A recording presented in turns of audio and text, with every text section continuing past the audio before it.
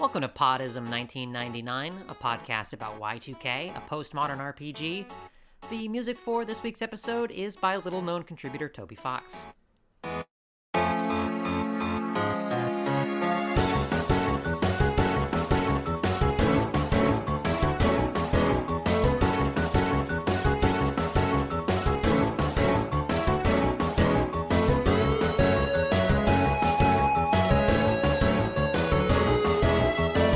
Everybody, welcome to episode 23 of PODISM 1999, a podcast about Y2K, a postmodern RPG. With me, as always, is Lucretia, who's recorded all 22 prior episodes with me. Lucretia, how's it going? How many playthroughs are you in now of Y2K? I can't say I'm fully happy right now because I don't think I did enough. Yeah. I only did like 4.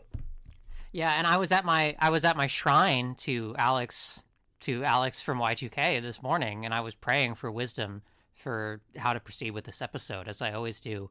But I think we've got a fun one today because, as we talked about in our third Michael episode a few weeks ago, we had an offhand comment where I asked what kind of if Alex listened to ska music, what kind of ska music do you think he would listen to? And I know you've got some ideas for me there. Ideas is probably the simplest way of putting it. I would say what I actually have is not so. Yeah, I've got a scroll. I'm going to unfold it right now. All right, and before you get started with that, I just wanted to say, the opening music to this episode, I actually picked one off the soundtrack by an obscure artist called Toby Fox, who contributed a track there. And somebody in the Discord server told me Toby Fox actually made his own game. It's called Undertale. And so, that's a fun little fact there, that there's somebody whose obviously main contribution is having a song on the Y2K soundtrack. So you should check that out if you get the time.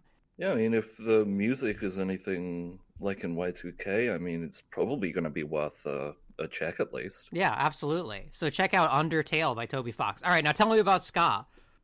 So I had to do a lot of research into many different areas for this because Y2K as a game, music is like a core element of just about everything. Like Alex's weapon is records. He has records, and particular kinds of records do more damage, and that you can interpret the strength of those records pertaining to the genres that he likes the most.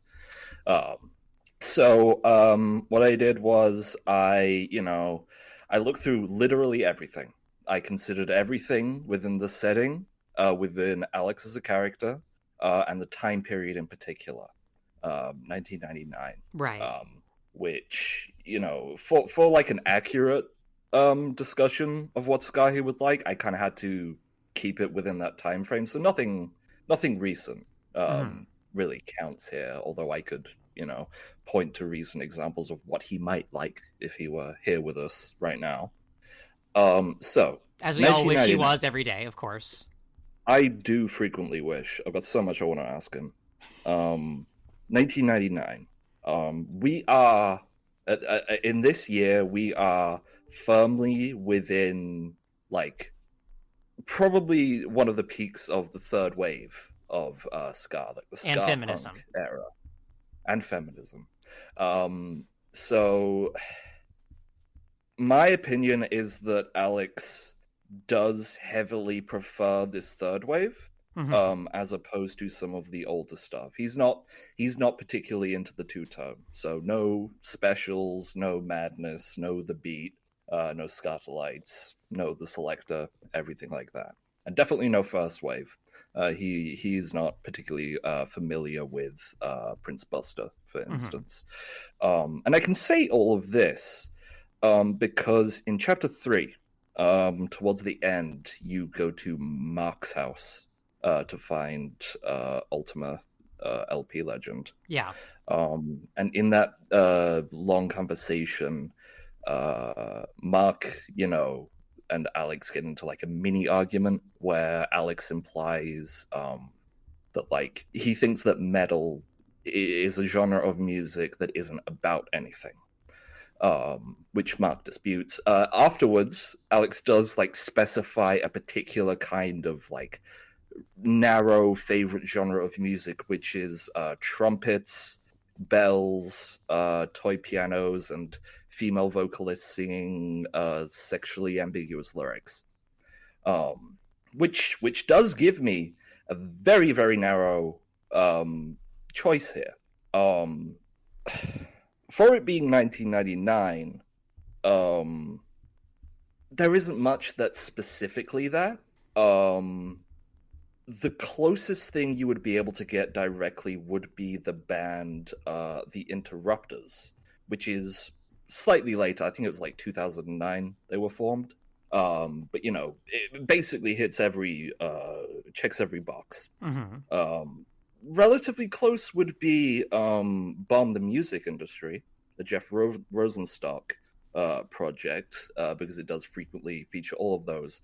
But I do not think Alex would like that as much as The Interrupters. Going back to the comic he makes about metal, I think he would also extend those like dismissive opinions to general sort of hardcore, which a lot of earlier Jeff Rosenstock, like early Bomb the Music Industry, Arrogant Sons of Bitches, it's more heavier and hardcore in some places.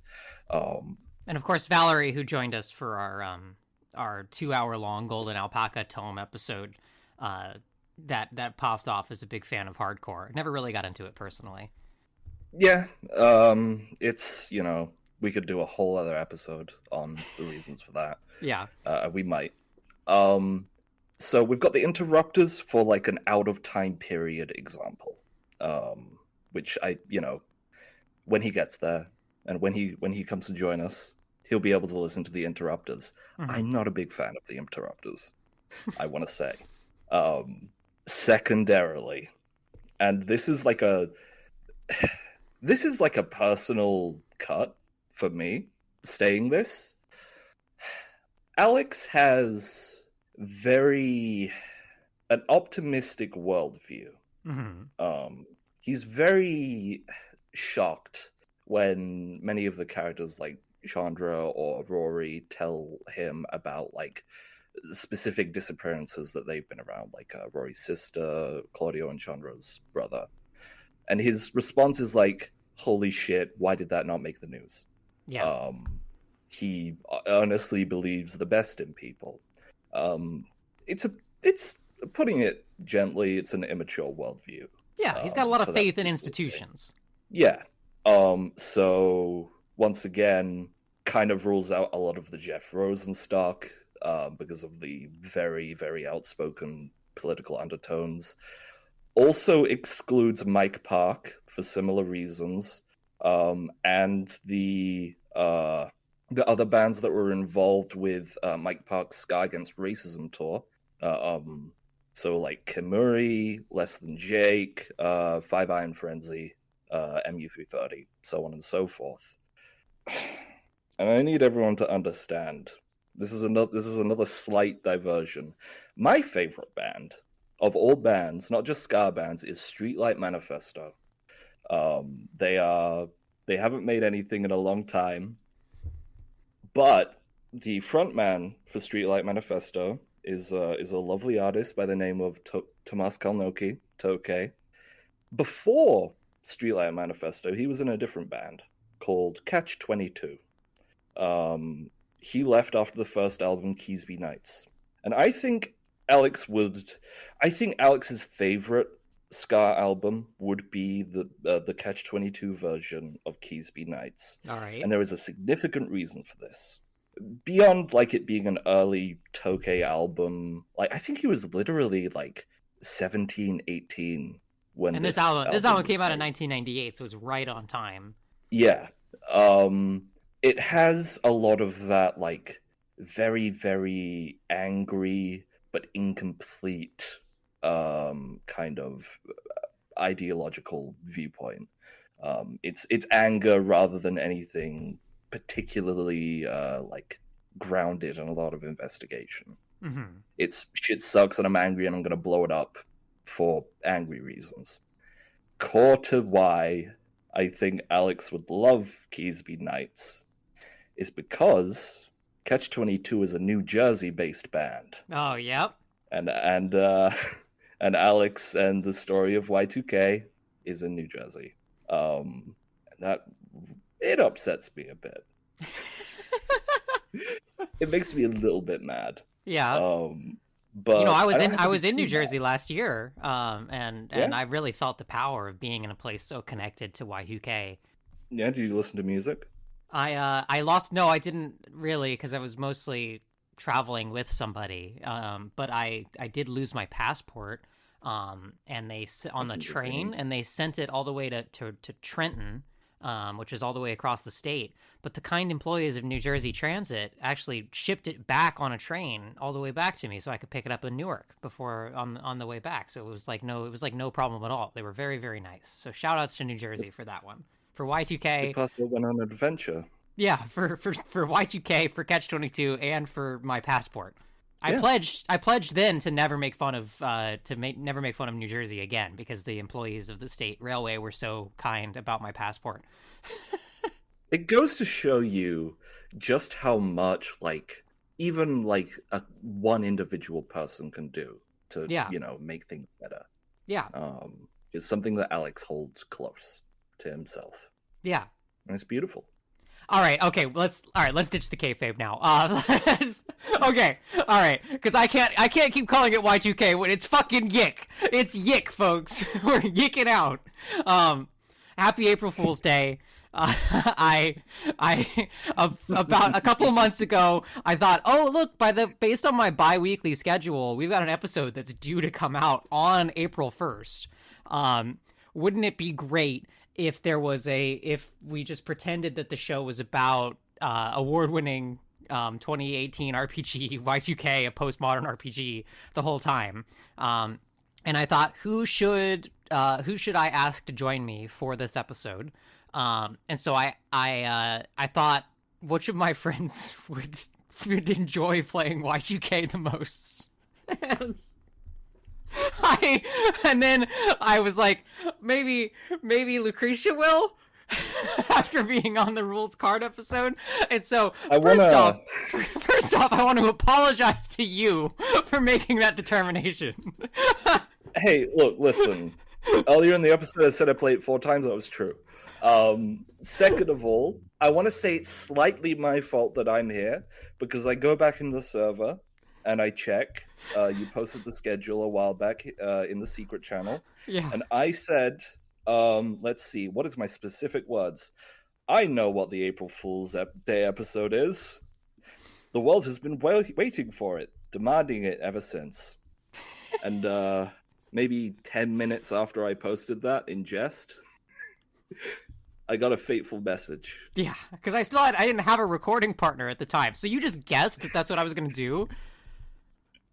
I didn't know what it was going to be. I just thought it would be funny to lie to everyone. I see. I mean, it feels a little obvious, because it is like a project that Toby contributed to that people think is funny and I guess embarrassing, right?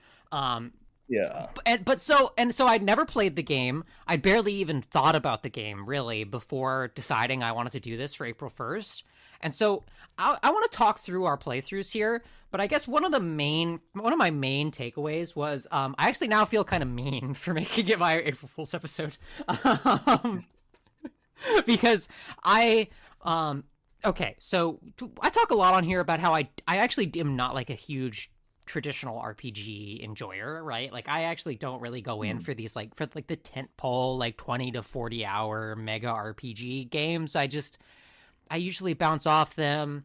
But YIIK, I don't have to call it Y2K anymore because I'm not pretending to be a Y2K expert. But YIIK kind of hooked me right away. Right away, I was like, this is a game that actually has some swag. I mean, the first cutscene was incomprehensible to me, and I was like, oh my god, what the hell? Wait, this is clearly something. And so I only played the current version of the game, right? Y2K IV or 1.5. This fucking game loves to make intravenous. It stands for intravenous, and it's also version 1.5 of the game. The fucking these developers love to make you fucking say some bullshit. But so I played it, and on my first playthrough, and from here on out, there are going to be some pretty significant spoilers about the game. So if you're like a real like, oh, I've been meaning to get to fucking YIIK, I don't want to hear any spoilers about it, I guess stop listening. But like my first playthrough, I got to the part, to the hotel, right? My first session where like Sammy is taken, and it made me think so much about the scenes early on in Twin Peaks season 3, where Coop is in this like fucking insane like dimensional space, and it's just like this like some of the most like crazy incomprehensible stuff ever put on TV. And I was just like, okay, this is a game with some panache. Like, this is a game that has a lot going on. What was your first impression like when you actually first picked it up? I came into playing Y2K. I'm the expert. I've got 80 hours in this. I can continue calling it Y2K. Yeah. I came into it with literally no expectations. I rid myself of everything. I mean, that's not entirely true. I came into Y2K figuring that I was going to once or twice encounter something within it that makes me really, really mad at people's reading comprehension from like 7 years ago when it originally came out. Yeah. And I was immediately vindicated. If you go onto your search engine of choice and search YIIK controversy, you will find Reddit threads and Tumblr posts that are like 25-minute reads that have maybe a third of the way through, I haven't actually played it or looked at it myself, which is crazy. So, I was... And low-key, that's why I feel bad about doing this episode. Yeah. Or that's why I felt bad about the original idea. I came into it expecting to do my bare minimum of research, which is to say, as I just revealed, 80 hours. I started playing it.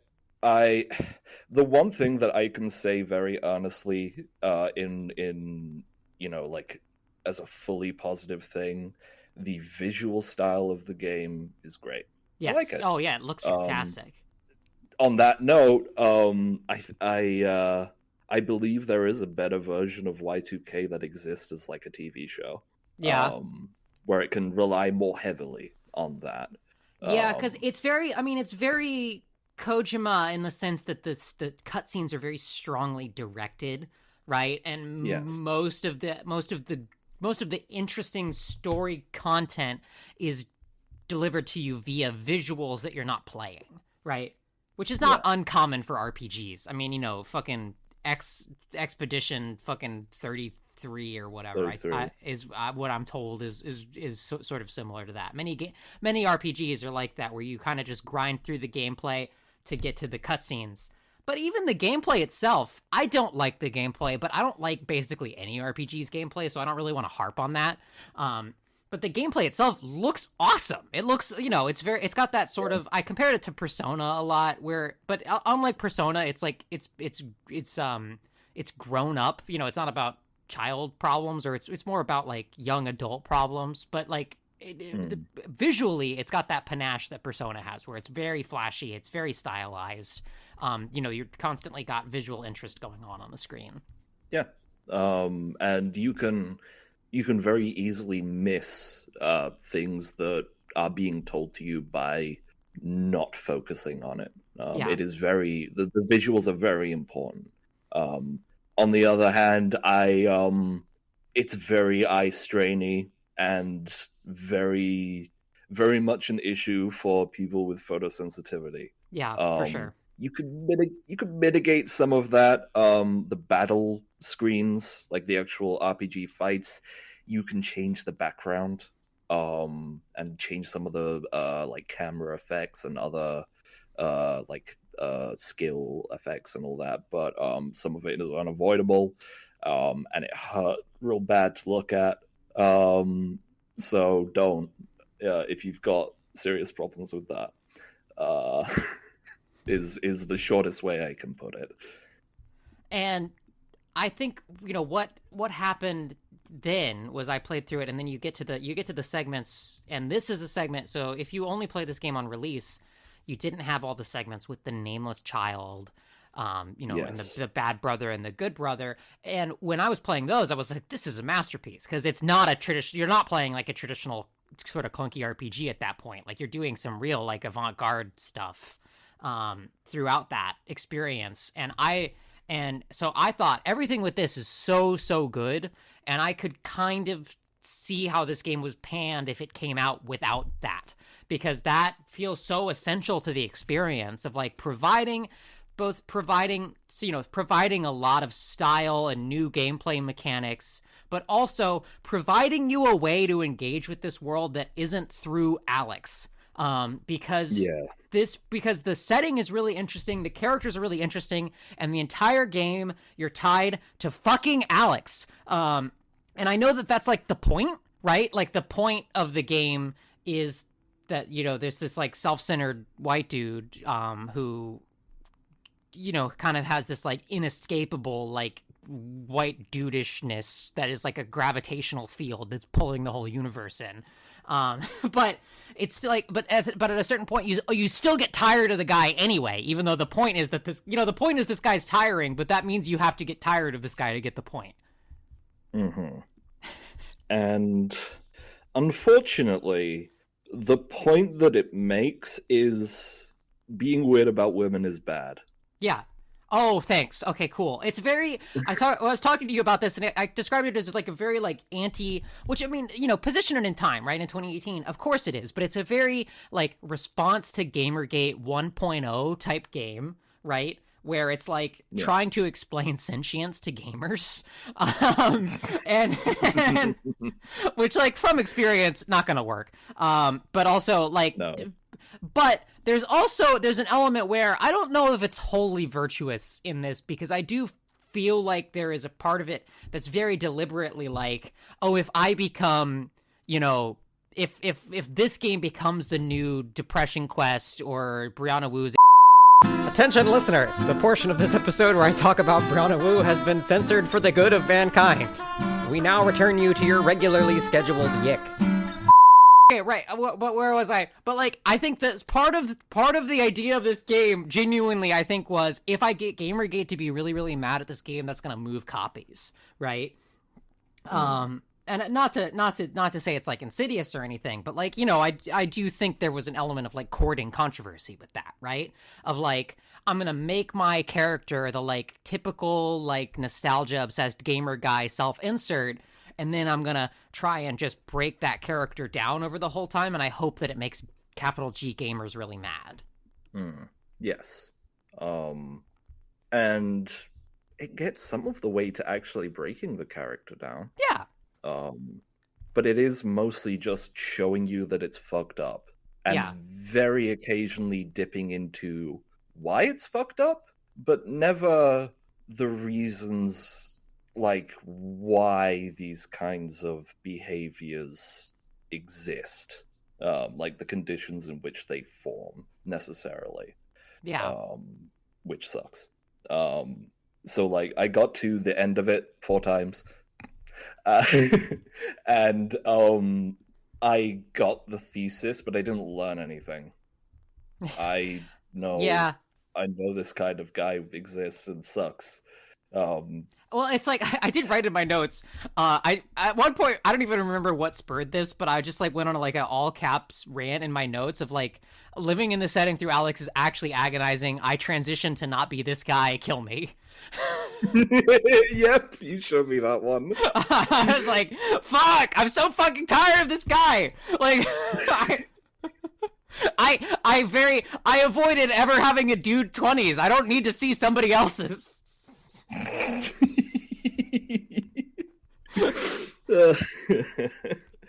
I have more resilience than you, and I was never in a bad way through it. Except, okay, ignore the thread I made on social media about 2 months ago, where I believe I repeated the phrase "I can't fucking do this, man" over and over again. I was feeling pretty bad about my assignment for you when you were posting that. But okay, I'm gonna tell you why it wasn't so bad.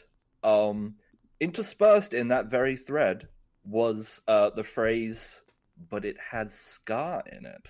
It does, yeah. It has one track of ska in it. It's called Ska Battle. It's from the original soundtrack, and in Y2K IV, it is a rare battle track that I mostly got in Vela's Mind Dungeon. Mm-hmm. I think once outside of it, no, twice outside of it, and even then, it seemed to play a lot for me during Mimic fights. I don't know if that was intentional, but it always seemed to happen then. Anyway, it's a good track. It's my favorite one on the soundtrack. You can guess why. Yeah. It's pretty good, though. And it's yeah, and so it's like about the thing with, like, you know, about what this game is trying to say about gender. It's like, look, here's the thing. I kind of admire it wearing it on. So I also, like, most games have an issue with women, right?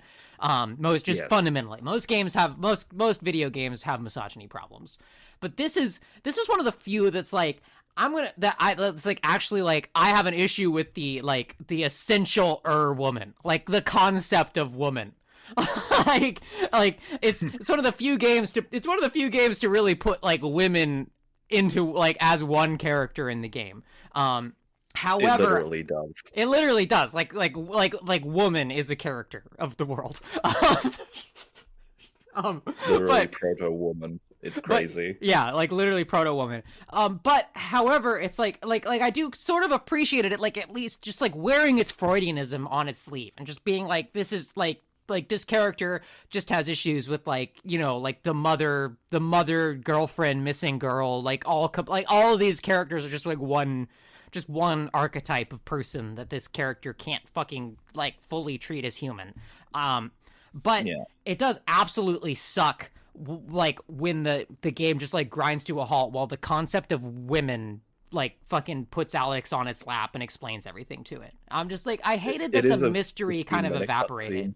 It's a 15-minute cutscene. The mystery evaporates. It then evaporates again later, in, like, the ending of the game. It does kind of falter towards the end.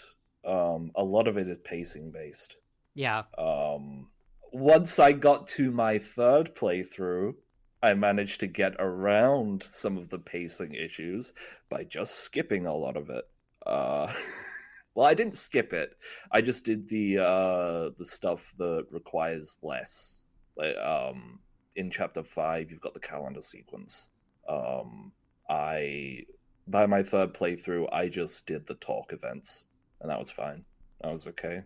Yeah, I got to read a book. I got to read a visual novel. It was fine. Yeah, I just hurried through and then watched the alternate endings on YouTube. I'm not gonna lie, that's what I did. Yeah. Well, yeah, I should have done that, but you know, I did ending 1, then I completed Y2K2, which was the New Game Plus. Yeah, I did not do that. I also watched the cutscenes of that on YouTube. Sorry. Then I did ending 2, which I then did again on a New Game Plus file, and I briefly dipped my time into the beautiful soup known as the alleged third ending, which is apparently out there. Tell me more about this. So, there are more than 2 endings in the game. Some are in dubious status as to whether or not they exist. There's, like, an old concept ending where you go back to, like, a prototype version of Frankton, and you get to the Twisted Beings before they can do all of that shit, and you win the game, and it's happy, and everyone goes home. It's kind of like a semi-fake ending, I guess. There is another one where you fight like the primordial Alex and beat him, and you go home and everyone's happy, and Essentia is fine, and she wasn't doing all of that. There is also the real quote-unquote third ending, which has a hint system in the game, which you can do by doing a lot of what has been described as effectively like Pokemon Red, Blue, and Yellow missing number glitch shit. Specifically, to that point, a lot of this is like there is a lot of stuff that is specifically referencing like Pokemon glitches, missing number, missing no in particular. To the point where in the second ending, the K&N ending, you meet 5 NPCs called Ketsubans, which is the Japanese name for missing no, and they are red, blue, green, yellow, and wild. It's like the first generation names, and then a wild whatever appears. Since 2019, Axe Studios, Andrew and Brian Allenson have been hinting that there is an undiscovered third ending, which apparently really ties everything together. And thus far, 2 hints towards it have been found, even several years later. You have to go to Southtown, and then in the upper right part of the map, there's like a 5 or 10% chance for there to be an invisible item which you can pick up, which are aviators. And then once you have those, you can go to the middle of the road in Southtown and meet an NPC, Chad, who you can fight at the bowling alley, and who is based on Dick Masterson, the real guy, who also voices him. And he tells you, this Chad, he tells you once you have these aviators, like, hey, you can see me, that's great. I don't want to talk in public, but I only talk to girls, princesses specifically. Find me somewhere that's less public. At which point, you have to have a save file named Zelda, as in Princess Zelda from Legend of Zelda. You have to be on New Game Plus Plus. You have to have the aviators and met him in Southtown. Then, once Rory starts showing you the places where his sister left toys in Windtown, you can go back to the factory, go down a set of stairs where the blue woman was outside the factory to go back to Sammy's room. Go back through the window to end up in the staircase room. And if your name is Zelda, there is a water fountain, which is replaced with Chad. And you can talk to him there, and he says, oh, hey, you found me, you've got the right name, blah, blah, blah. Okay, I'm going to give you the keys to the tower, which you can see on the map and in like various cutscenes relating to the Nameless Child, like the big mossy thing up north. But he says to give you the keys to the tower, he needs a pill, a yellow pill specifically. You can get a red pill in the K&N ending, but you cannot. One, you can't use it because your health is at full, as it is at the beginning of every day of the calendar section. Nor is it one of the items that you can carry through with you when you start a New Game Plus Plus file. And allegedly it has something to do with that. And I've seen both of those things, and that's great. Chad also tells you to meet him after the end of the world. So, like, ostensibly sometime in Chapter 5. Yeah. That's all that is known, and there's been a bunch of other hints about it from Axe Studios. Apparently it's different on different consoles, because they're really fucking around. I think it's quite funny that they called it a meta-narrative, and it is, because you have to do Alex Eggleston level of reading into it to find anything. It's really quite funny that that's how it is, and I like how they don't tell anyone that it's even real or not. it's very, I mean, it's very similar to like tearing apart Undertale to find Gastard crumbs. Like, Yes, was what you're describing to me here. Effectively. And also all this stuff, I don't know, all this stuff about like, the sort of fighting against fate for a different ending. Okay, so there's a fateful Toby Fox tweet from 2014, right? And it's I've had a plan for a game, not Undertale, for 2 years, and it seems like someone else is going to make something very, very similar.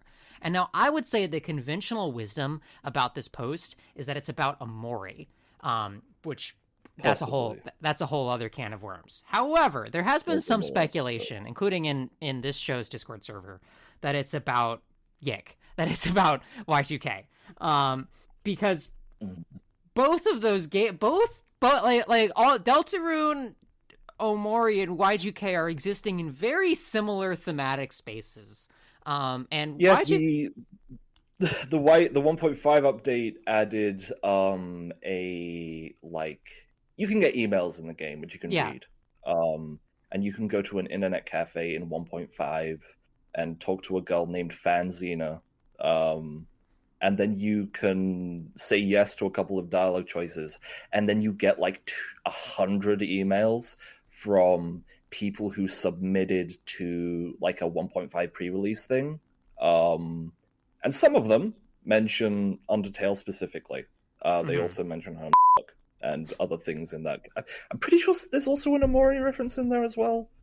But like, yeah, it's like known and acknowledged that these sort of have a not quite shared, but like at least adjacent space. So it does lend credence to that's what Toby was talking about, and that's frightening. Yeah. And let me think about. I have some other notes here. One of my notes is just Kisage X looks like gay Northern Lion, which is true. He looks like a me. He looks like a Nintendo me, and I think that's like intentional. Yeah. I just had some more Lynch thoughts, because I thought that this game sort of was like a lot of things that like try to be Lynchian are just like, I feel like they don't fully actually get what makes David Lynch interesting.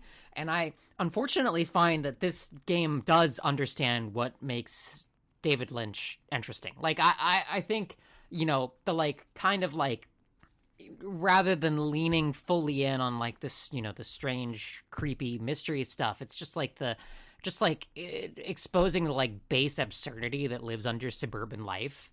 And I was thinking, fucking like Rory's mom being a mannequin leg is like one of the most like Lynch sequences I've seen in a video game. And it's extremely funny. It is one of the best punchlines of the game. Let's talk about Rory for a little bit. Because what part? Well, okay, so there's a couple parts, which is one, you can try to kiss Rory in this game. You can. It doesn't work. It doesn't go well. But like, also just in general, like Rory is kind of a type of woman. Yes. So much so that in chapter 5, at the very end, you meet an alternative version of Rory, spelled with an I, who's a woman. Yeah. And, right. And it's like, I mean, it's just like, we're like in 90s world, right? And so, just wearing like a long striped hoodie and like seeing this, seeing his sole survivor and thinking it's his sister and like basically refusing to acknowledge that it's him. There's like a lot of gender going on there for sure. And just in general, like in the way that kind of like a feminine sad boy was and is like a sort of third gender among young people. If I wanted to really tome it up with that particular area, I could say like this game has the recurring motif of the literal missing woman, so much so that every woman is the same. Yeah. Rory does quote unquote go missing because Rory can kill himself. Yeah, it's true. And in chapter 4, he can just go, and then he's missing, and he does turn into a ghost, much like the icon of the missing woman in the game. He shows up in the KNN building if he kills himself. And this is a great So we could. example of the game's issues. It's great. This is a great example of. I mean, this is like the game is like, to be a woman is to be dead.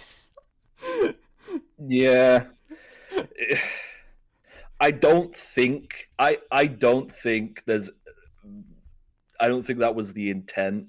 No, I mean, At no, because all, it's just so Freudian. So it's just like, lives in this space, you know, where it's like femininity is it's like drowning in self-criticism for its misogyny, right? But like it's still doing it. If that makes sense. It decided to walk a very, very like fine line, and you know, a lot of time you're gonna fail at that, and it did. Unfortunately, it just did. It fucked up. It fucked up bad. Women aren't real. They're not real. And it's like, look, I could imagine a person who plays this who like maybe has like, I don't know. It's possible that some gamer guy played this and was like, "Oh, women are people." Maybe. It's funny you say that. Uh-huh. I don't know if this is fully true, because like I said, both the main developers, they're very tongue-in-cheek about the the view of the game, like the Alex YIIK type of joke. It was stated that Y2K2 Benevolent Psychosis was at least in part made because people told them, I relate to Alex, what should I do? And to get a little bit into Y2K2. Yeah, I guess, because you've actually played through multiple versions. So could you tell me a little bit about the version history, since I only played the game as it exists now? I played Y2K, the original release, way back very briefly. I had a Steam library share, and I played it for a bit, and I didn't get that far into it back then. It didn't hook me at all, so I just didn't do it again. You can play that old version of the game still. There's a legacy branch on Steam. And also, while still playing 1.5, you can change to the old battle mode, which changes a significant portion of the game, because the mine dungeon is different. And like, there's no real Jocasta relevance in there, and there isn't Hanson Crow. It's just regular Marlene. There was a pre-release stream that the developers did with Kerberfer, the voice of Alex, in 2023, where they did a bunch of streams where they like talked about development of the game. There was 10 hours of content added between 1.25 and 1.5 or whatever it was, like those two big jumps. The story wasn't changed between the two, but like, there was the nameless child sections. That was like the one of the main ones, which provided some context, added in between parts, connected things that weren't. The game doesn't tell you to. It doesn't like spell it out for you very often, because like it doesn't want to, and it does that reasonably well. But like, there were some parts that weren't so good. Like, could you imagine not having some of those cutscenes and having Michael do all of that? Yeah, that was part of it. That would be a lot weaker for sure. It was strung together a bit better, but like the story didn't change. It was just the in between bits, and they also added. They changed the battle system. The old one was crazy. I played it again for part of one of my playthroughs here. I enjoyed it in the way that I enjoy money played, but that's a topic for the future. That's a topic for May's Green Room episode. For May's Green Room, tune in. I appreciate what the old battle system was. It was WarioWare micro games. It was unique things for each like attack, each character, and stuff like that. It was very slightly more Final Fantasy based aesthetically. But that's all that would take 2 hours to explain all of. It also 1.5 also added the sequel to Y2K, called Y2K2 Benevolent Psychosis. It takes place after the main ending, and like I said, it's in part made because what to do about the Alex. Yeah. Basically, I liked Y2K2 less, significantly less. For a number of reasons. One, it starts with a Richard Dawkins quote right out the gate. Which in part I get because it's going for like that definition of meme, for like the meme of the missing woman.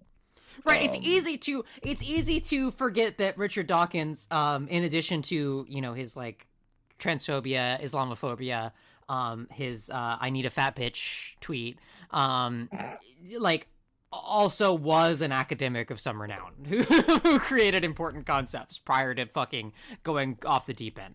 Yeah, but in this case, like I get that, like that's the groundwork for the topic that's being discussed, but do you want your ostensibly feminist work to start with an ontology segment from Heidegger?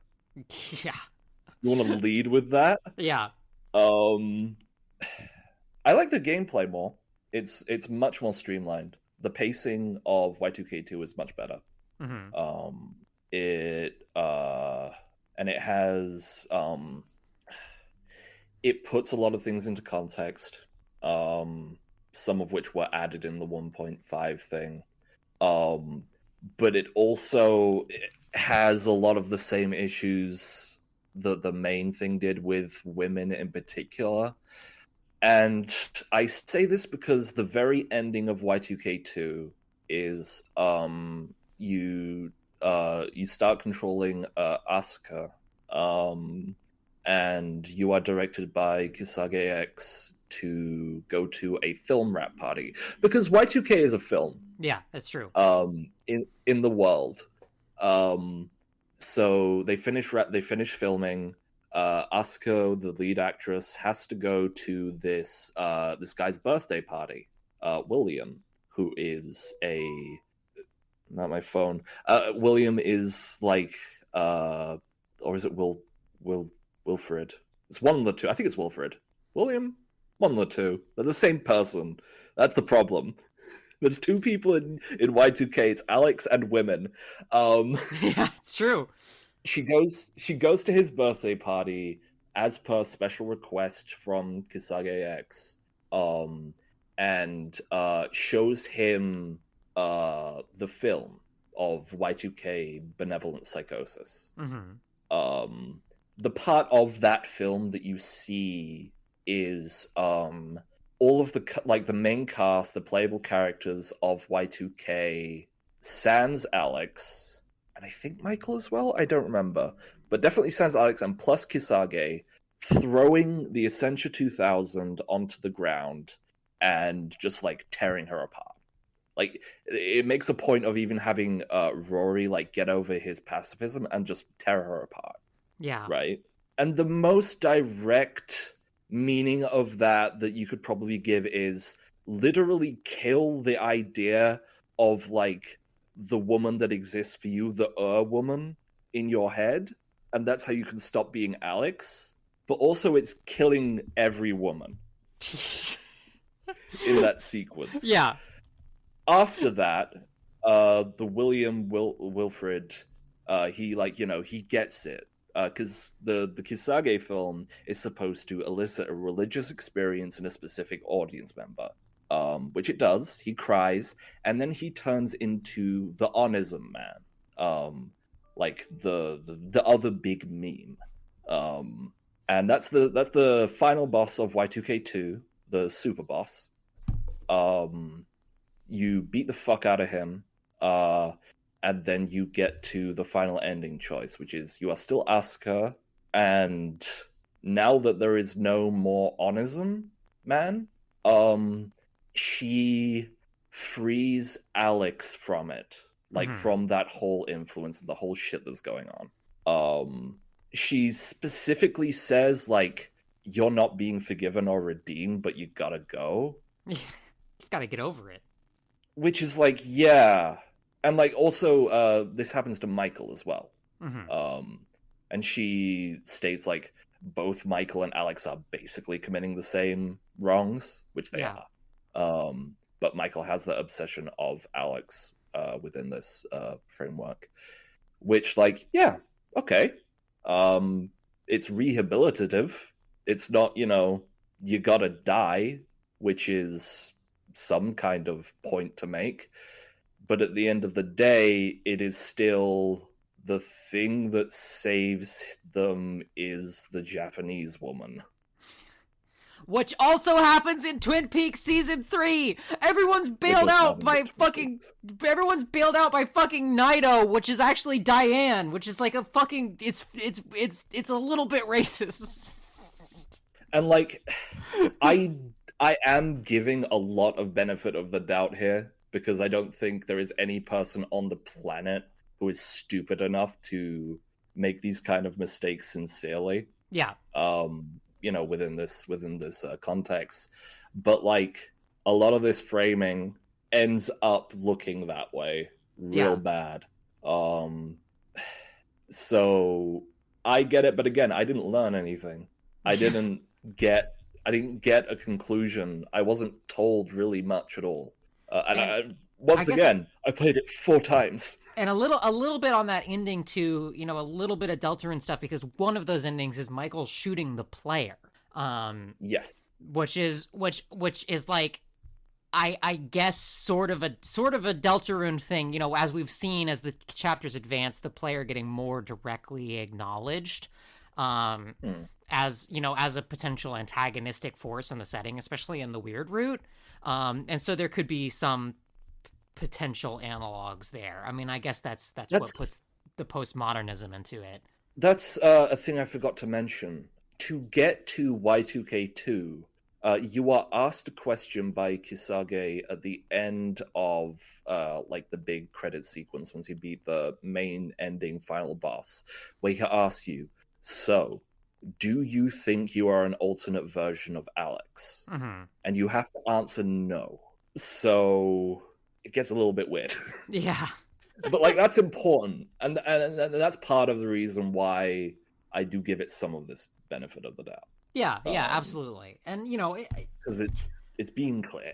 And I guess this is the main thing, to sort of round us into the conclusion. Let me scroll through my notes to see if I missed anything major here. Oh, I did note that I almost put down the game multiple times when Claudio started talking about anime. Shut up.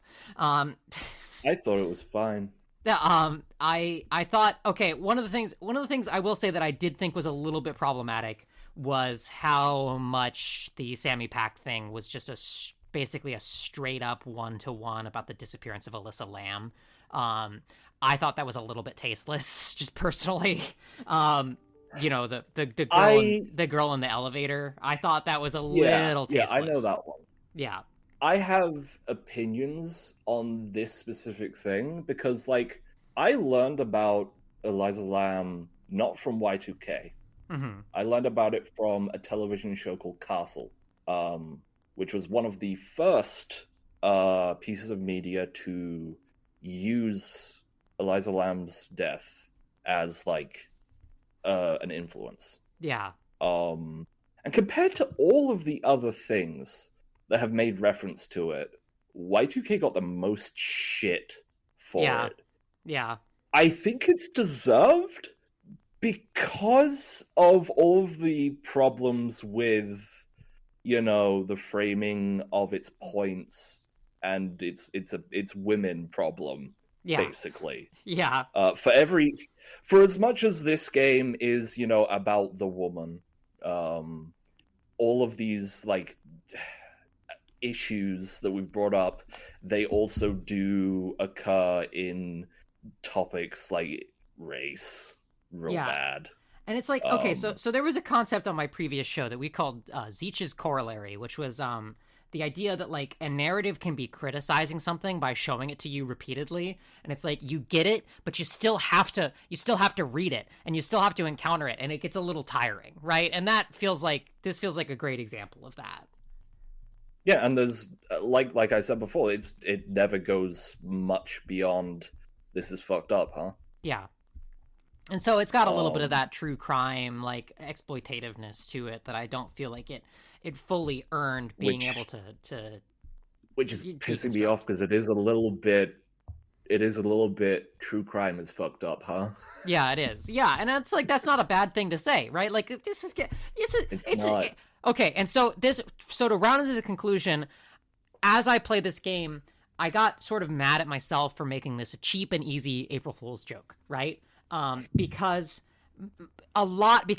most people's reaction to this game existing was to mock it, sometimes viciously, and then what did they do after that? What did most people who mock this game go and do after that? They went and watched the latest isekai crap. They went and played fucking 900 hours of Expedition 33. They went and played fucking Marvel Rivals. They went and fucking, like, scrolled Twitter endlessly. Like, they went and played fucking ass, and while smugly making fun of a game that at least has the audacity to make daring creative choices. And I realized that by joining in that crowd, like, I felt a bit like a villain for doing that too.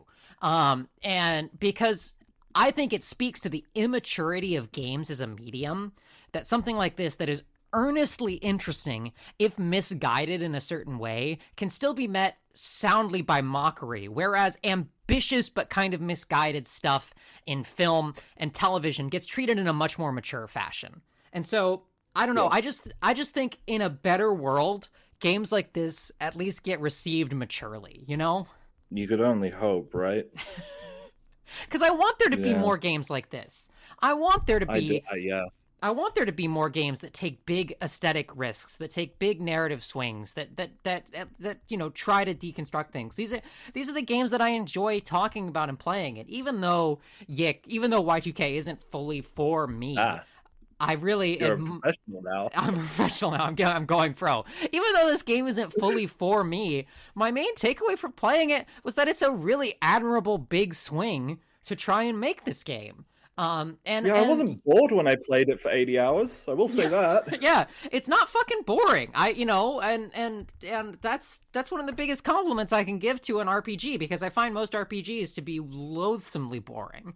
And so, you know, and I was thinking this whole time, I'm like, you know, the whole thing about the whole narrative of this game is, it turns out that, like, you know, Alex's like self-centered, like, smug white boyness is like eating reality alive.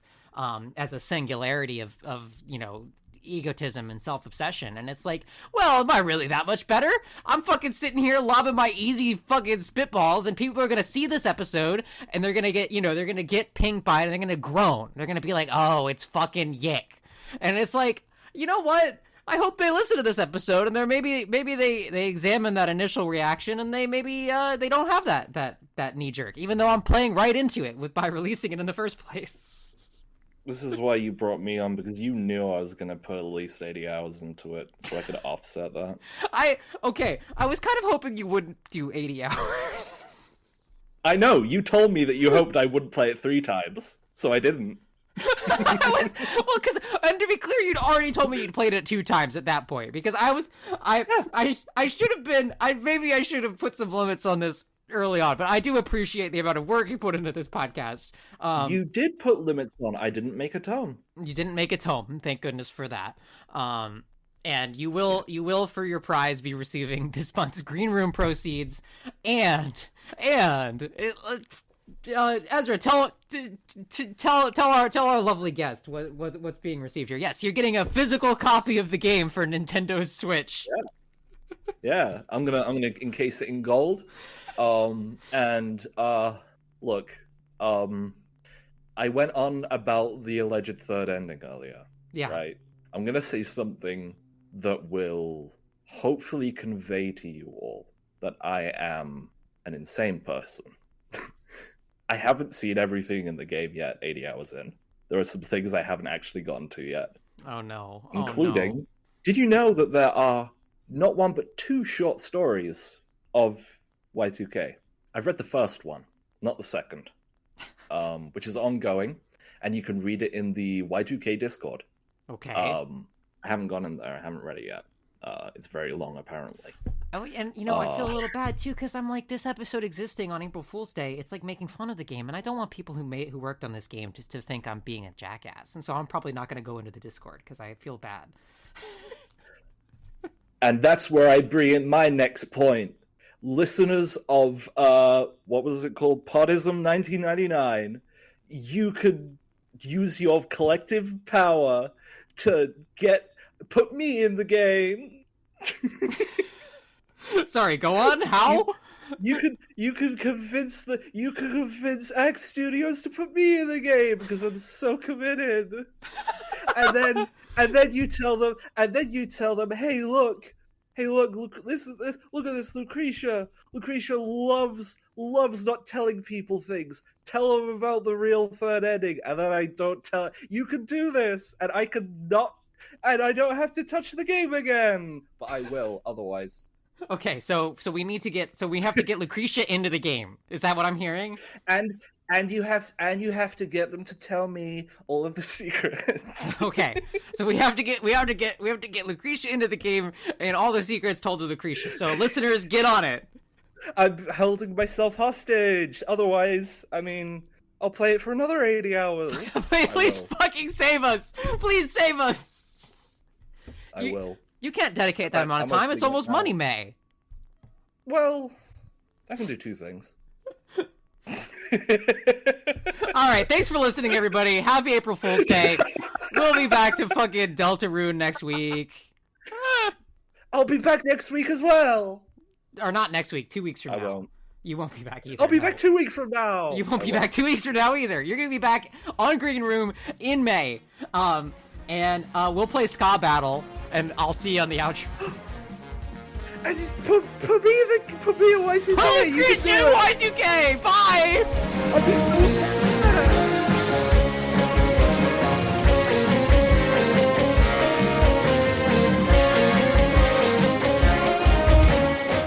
Pick it up. It's survey program. I mean, PODISM 1999. I mean, thanks for listening. I hope this convinced you to maybe give YIIK a shot. Give YIIK a chance. We can have peace on Earth in our time. You can support the show at groupofshrike.net, where you can also find all the other episodes. You can check in the description for a link to the Discord where you can come chat about YIIK and also Deltarune. And you can listen on YouTube, Apple, Spotify, wherever you get your podcasts. I do only check the comments on Discord and YouTube, so if you're commenting somewhere else, I don't see it. So I guess you could be really mean to me in the Spotify comments. Leave a mean Spotify comment right now. Bye!